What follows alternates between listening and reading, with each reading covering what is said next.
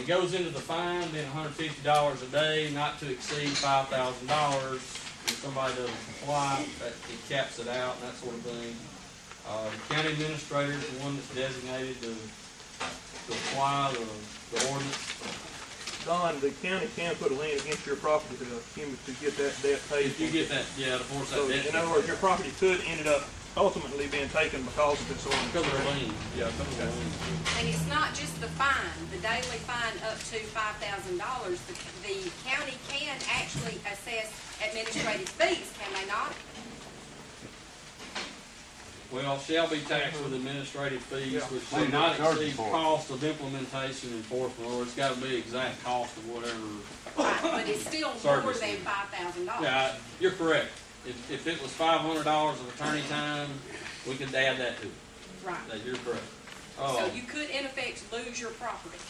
Well, I mean, you could do that with the $5,000. I mean, you could do that with $3,000 if you That's couldn't pay true, it. So but this ordinance, you could, in effect, lose your property. she's correct.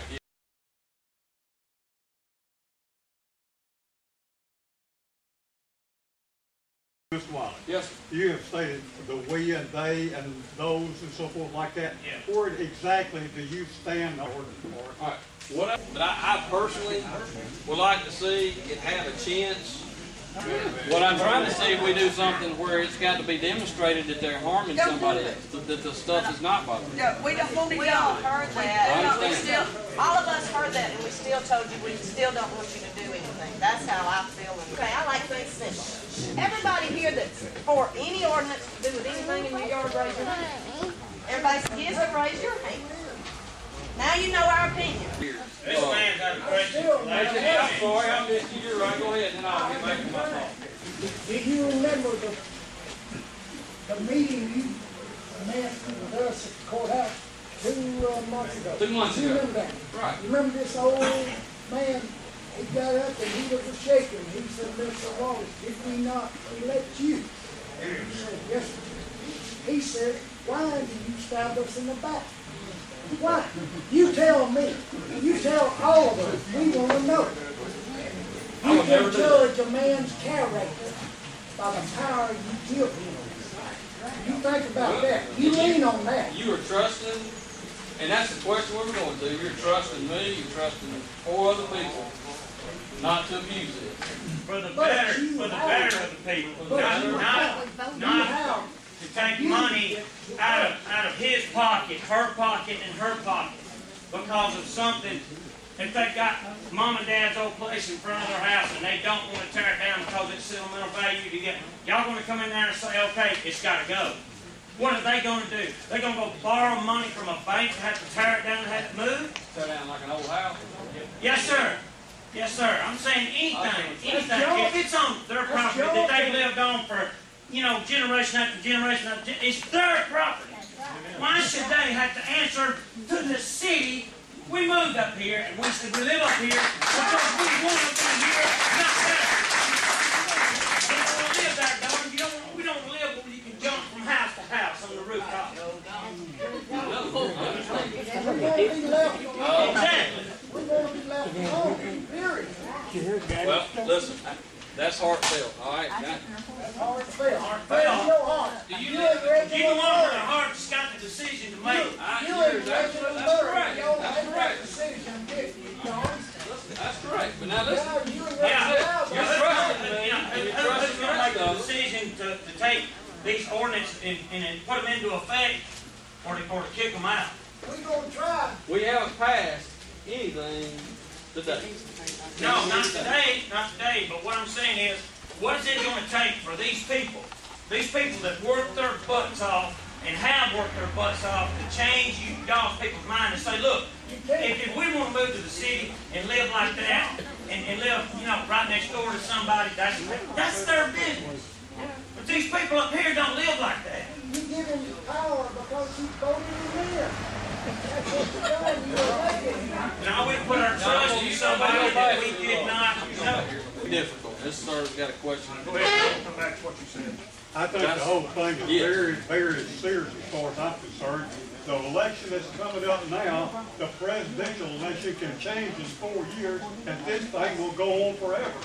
And when you come send a man out to evaluate my junk, if he can't drive a tractor, my tractor is junk. And this is simply this. You get some airhead to come out and do this for the county commission. Well, they said the county commission, I think, should be ashamed of themselves to say anything within this thing and approve it. Let us go. Like that. Why would it be okay for the county to come in, that means any government, any bureaucracy, anybody to come in and tell you what you need to do with your property? You are paying taxes. They're not having to pay your taxes. If you get behind, they're going to take the land. They're not going to have to pay your taxes. Who gives them the right to do that? And that's where this, whether this law is it. That's why it should not be a law. And that, you know.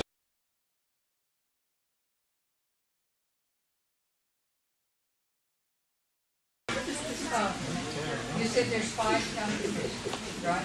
Yes, there's one from each district and then the chairman. Now, when these items come up for a vote, in order to get ordinance, law, or whatever passed, how many have to be in favor versus opposed? Is it unanimous? It's a majority. It's a majority. We would have to agree. We would have to have something in front of us that we would agree is something that at least the majority would agree that they wanted to pass, and then it would have to be advertised. You have the required public hearing, countywide public hearing, and then it would have to be voted on to implement it after all that. Is it a majority of those present at the time, or the majority of the 5, which is 3? Technically, yes. If there was 3 there, 2 could pass. You're correct. Okay, so it's majority of present, not who should be there. Which, assuming you got 3 there as a quorum, I haven't ever been there when there was less than 4. I mean, we've had 2 or 3 times we got an absence, but usually that's not the case.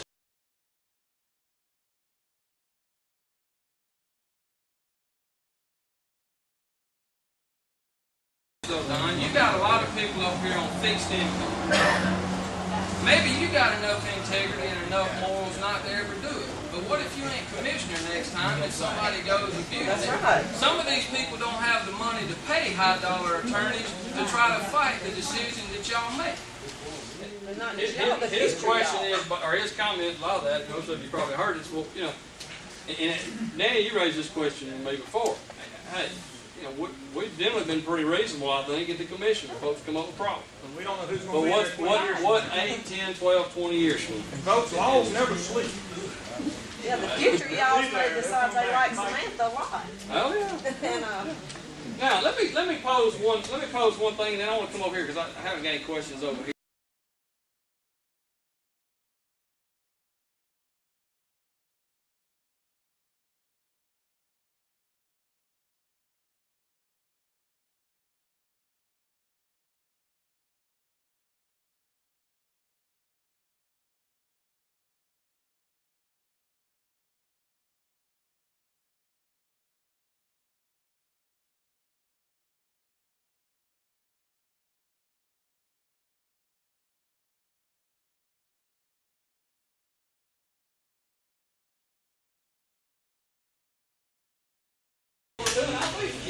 And also I'd like for this gentleman over here at some point in time, because he seems to have kept up with it pretty good, to address us as to what we need to do to get this redone.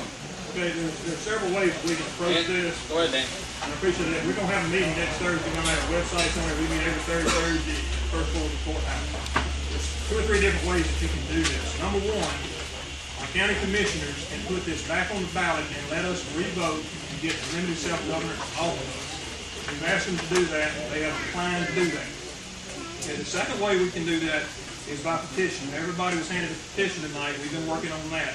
We have to have 10% of the qualified registered voters in the unincorporated area, which is named out in the county, to sign this petition, which is about 36 or 3,700 signatures. We've got to get those signatures, turn them into the courthouse. Then we can get this on the ballot in 2010. It can only be voted on every 4 years. It was put on us in 2006. And you brought up a good point. How did, and let me, this is what was voted on. This was on the ballot. The Okay? Shall the provision of Act number 2005-200, which authorizes the county to abate certain health and safety nuisances, be applicable in the unincorporated areas of Tuscaloosa County? You can either vote yes or no on that. That sounds good. If you didn't know what you voted for, you probably voted for it. You voted for a 17-page self-governance act in one sentence. Okay, now that's on us. We can't do anything about that. I've seen a show of hands here that I don't think anybody here is for that. Don can put this back on it and ask for it to be repealed. None of our county commissioners want to do that.